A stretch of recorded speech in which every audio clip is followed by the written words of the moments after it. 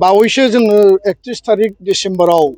2025 नि जोबनाय सानखालि जि दुखुनांथाव आरो सहायथावै जि मोनसे परिबेस जों नुबाय जे बड'लेण्डनि आरो सोनाब आसामनि मोनसेया जाबाय गोदानै गायसनजानाय क'क्राझार इउनिभार्सिटि आरो मोनसेया जाबाय प्रेस्टिजियास बड'लेण्ड आन्दलनजों सोरजिजानाय बड'लेण्ड इउनिभार्सिटि बिनि रेजिस्ट्रार बड'लेण्ड इउनिभार्सिटिनि रेजिस्ट्रार डक्टर सुबुं बसुमतारी आरो क'क्राझार इउनिभार्सिटिनि रेजिस्ट्रार डक्टर डिमासा डि मुसाहारि बिथांमोनखौ अन्याय भाबै कुनु बेसिस कुनु भित्ति गैयाबासिनो राजनैतिक षड़यंत्र आरो आक्रोशनि थाखाय BL आहूजा बड'लेण्ड मुलुगसोलोंसालिनि भाइस चेन्सेलर आरो क'क्राझार मुलुगसोलोंसालिनि भाइस चेन्सेलर गणेश वारी बिथां सानैया बे सानै रेजिस्ट्रारखौ गावनि रेजिस्ट्रारखौ जेरैबायदि रिलिज होबाय बियो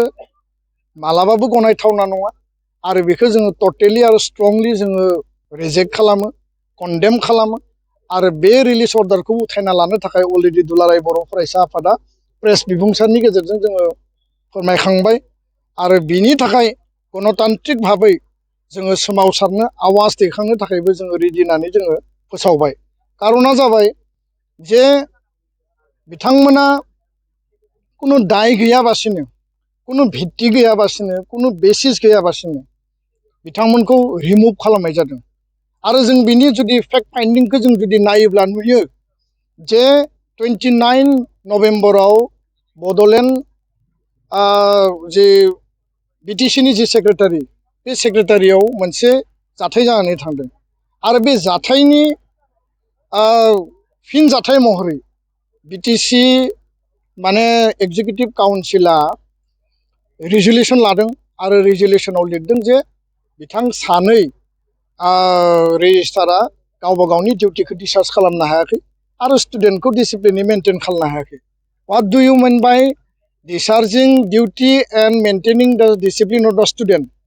हु इज रेसपन्सिबल? मोनसे इन्स्टिटिउसनाव प्रिन्सिपाल थायो, हेडमास्टार थायो, भाइस चेन्सेलर थायो। बे इन्स्टिटिउसननि मालिकआ हेडआ सोर? Vice chancellor. जुदि स्टुडेन्टनि डिउटि डिस्चार्ज खालामनो हायाखैबा डिसिप्लिन खालामनो हायाखैबा दायनिगिरिया भिसि सानैबो भिसिया जागोन। वाइ माने रेजिस्ट्राराथ' उननिसो पार्ट दा बेखायनो बे जाबाय मोनसे राजनितिक आक्रोश आरो बेखायनो जोङो खावलायदों जे BTC जि काउन्सिल दङ हाग्रामा महिलारि दैदेननाय बिथांमोना बे खोथाखौ सानफिननांगौ जे सुबुं बसुमतारी आरो डिमासा दैब्रां मुसाहारि गोलाव सम बड'लेण्ड सोमावसारनाय बर' जातीयताबाद बर'नि राव थुनलाइ बर'नि सोलोंथाइ आरो क'क्राझारनि थागिबि हिसाबै बड'लेण्डनि थागिबि हिसाबै बा आसामनि थागिबि हिसाबै बिथां सानैया जि मोनसे हारि दानायाव जि कन्ट्रिबिउसन होदों बिथांमोना जोंनिनो भाइ जोंनिनो बिदा जोंनिनो फोरोंगिरि आरो बिथांमोनजों सोरबाया राजनितिक भाबै सुथुर आरो आक्रोश थानांगौनि कुनु जुक्तियानो फैया। दिनै न'खरावबो पलिटिक्स गामियाव पलिटिक्स समाजाव पलिटिक्स जुदि इडुकेसनेल इन्स्टिटिउसनाव पवित्र सोलोंथाइनि जि मन्दिरावबो जुदि पलिटिक्स जायोबा बर' हारिनि फिउचारा बहा? जाय इन्स्टिटिउसनाव माने हाइस्ट एजुकेसन जेराव मास्टार डिग्री लानाय जायो जेराव PhD माने बेयाव डिग्री लानाय जायो जेराव रिसार्च जायो जेराव स्कलारफोर दङ बे इन्स्टिटिउसनखौनो जुदि आक्रमण खालायोबा राजनितिक षड़यंत्रनि बलि हिसाबै नों जुदि साजायोब्ला बियो बेसेबां मोजां सिन्तानि खामानि आरो बेखायनो आं खावलायगोन दिनै BTC काउन्सिल बे सरकाराव हाग्रामा महिलारि बिथां दैदेननाय सरकाराव संग्रामि नेताफोर दङ सोरबा बुद्धिजीबिफोर दङ थुनलाइगिरिफोर दङ आरो बिथांमोनाबो साननांगौ जे संग्रामजों फैनाय मानसिफोरा संग्रामाव थाबोफानाय जोंनि फंबायफोरखौ जोंनि बिदाफोरखौ मान मर्यादा सन्मान होनानै जेब्लाबो हाबा मावनांगौ। बेबायदि कनस्पिरेसि खालामनाया थारैनो दुखुनांथाव आरो लाजिथाव आरो बेयाव जायफोरखौ गोदानै दायित्व होनाय जादों जों नुयो आं पार्सनेलि रावखौबो टारगेट खालामनो नागिराखै जे सोरबाया सोरनिबा पस्टखौ मोननो लुबैनानै बा बबेबा पस्टखौ लानो लुबैनानै बेबायदि राजनितिक षड़यंत्रनि बलियाव सानै रेजिस्ट्रारखौ होखारनाय जादों नामा बेबायदिसो जों नुयो। दा बेखायनो बेखौ रिथिंक खालाम बेखौ उइथड्र खालाम आयेनगत भाबै बेयो मालाबाबो एक्सेप्टेबल नङा। खारन जुडिशियेल इनकुवेरि होदों जों नुबाय किन्तु बे जुडिशियेल इनकुवेरिनि खामानिया दाबो आरम्भ जायाखै one man judicial inquiry committee Hirendranath Sharma honourable Guwahati हाइकर्टनि रिटायार्ड जाजखौ होदों किन्तु बिनि माने दाबो हियारिंआ आरम्भ जायाखै रिपर्ट साबमिट जायाखै कालेक्टआनो जायाखै रिपर्टआ बहा साबमिट जागोन सोर दोषी सोर निर्दोषी बे रिपर्टआव जेबो मेनसनानो जायाखै बा बिनि बेसिसआ बहा आरो बेयो जाबाय डाइरेक्ट मोनसे राजनितिक माने कनस्पिरेसि आरो बेबायदि इन्स्टिटिउसन पवित्र इन्स्टिटिउसनखौ लानानै जेराव भबिष्यत जोंनि गथ' गथायफोरनि जिबनखौ जेराव दायो बेबायदि इन्स्टिटिउसनाव पलिटिक्स आरो कनस्पिरेसि खालामनाया मोजां नङा आङो मोनसे खोथाखौ रायखांनो नागिरो जे कार्बि आंलंनि खेर'नियावबो मोनसे घटना जादों जों बयबो नुदों पिजिआर भिजिआर सिक्स सेडुलनि कार्बि आंलंनि लेन्ड ट्राइबेलनि प्रटेक्शन ट्राइबेलनि लेन्डखौ लानानै आन्दलन जादों आन्दलनाव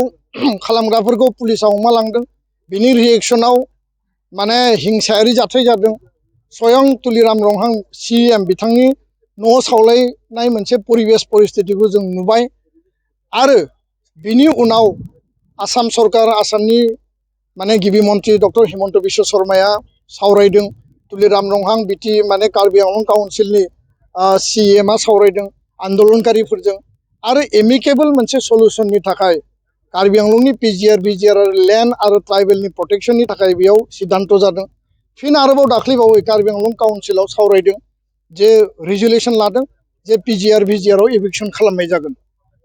29 नभेम्बराव जोङो रावबो सानस्लाबाबासिनो रावबो हास्थायै आरो बेखौ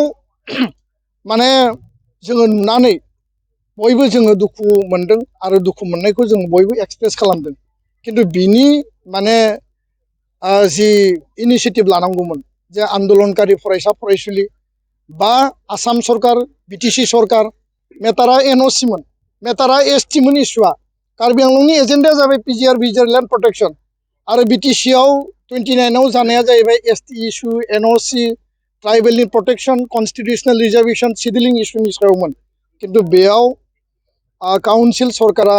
सावरायनो बादै चेलेन्जसो खालामबाय आरो चेलेन्ज खालामनानै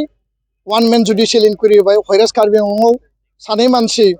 माने दुखुनांथावै बेयाव थैनो गोनां जादों न'आव सावलायनाय जादों कुनु इनकुवेरि गैया समस्यानि ग्रेभिटिखौ बुजिनानै कार्बि काउन्सिल आरो आसामनि गिबि मन्थ्रिया सावरायनानै समाधान खालामनो नाजादों किन्तु BTCआव जानाय घटनायाव माने समस्यानि ग्रेभिटिखौ बुजिसेयावबो आरो फिन माने NOC हरनायनि रिकमेन्डेसन हरनायनि खामानियासो डाबल जाबाय आरो चेलेन्ज खालामनाय जाबाय दिनै बिनि राजनितिक बलि हिसाबै सानै रेजिस्टारखौ होखारनायनि जि मोनसे कनस्पिरेसि खालामनाय जाबाय बे बिराद माने दुखुनांथाव आरो मेगन गुनु सांग्रां सुबुंफोरा दिनै नुनानैबो माने खुगा बुंनो हायाखै खारन जि परिबेस परिस्थिति सोलिबाय थादों हारिखौ जलान्जलि होनानै हारिखौ माने मा होनना बुंगोन आरो बेखौ माने बेखौ कन्डिसनाव होनानै गावबा गावनि सार्थखौ पुरन खालामनायनिसो मोनसे प्रक्रिया आरो परिबेस सोलिबाय थानायखौ जों नुदों बे जोंनि थाखाय दुखुनांथाव आरो बड'लेण्ड मुलुगसोलोंसालि क'क्राझार इउनिभार्सिटिनि जे रेजिस्टारखौ बोखांनायनि जि जाथाय बिनि गुबै दायनिगिरिया सानै भाइस चेन्सेलरा बिथांमोननि अर्डारजोंनो रिलिज जादों राजभवननि लक भवननि अर्डाराव मा दङ बेयावथ' जेबो अर्डारानो गैया इसिआ रिजुलेसन लादों लिरनानै हरदों राजभवननि लक भवननि सासे एडिशनेल सेक्रेटारि लिरनानै हरदों जे सेल्फ एक्सप्लेनेटरि मोनसे लेटार माने सेल्फ बेयाव एक्सप्लेन खालामनाय जायखौ माने माबाया मा होनना बुङो काउन्सिल एक्जिकिउटिभ काउन्सिला हरदों बे लेटारखौ जों मोन्दों आरो बिनि आधाराव नोंथांमोननो एक्न'लेजमेन्टनि थाखाय हरनाय जादों होनना बुंदों किन्तु दिनै जोङो जि नुबाय जे बेयाव खुनु एक्सननि खोथा लिरनाय गैया बेयाव इमिडियेट नेसेसारि मेजार लानांगौ होनना लिरनाय गैया किन्तु सानै भाइस चेन्सेलरा गावसोरनि गोसो बायदि बेखौ रिलिज होदों गोख्रै उइथ्र' खालामनांगौ एबसुनि जि सिद्धान्त बे सिद्धान्त बायदियै सोमावसारनाया जागोन आरो सात्र सात्रिनि फरायसा फरायसुलिनि भबिष्यत सोलोंथाइनि भबिष्यत आरो बिटिआर आरो आसामनि भबिष्यत जि जोंनि इन्स्टिटिउसनखौ माने सेफटि सिकिउरिटि होनांगौनि थाखाय जोंनि आन्दलना जागोन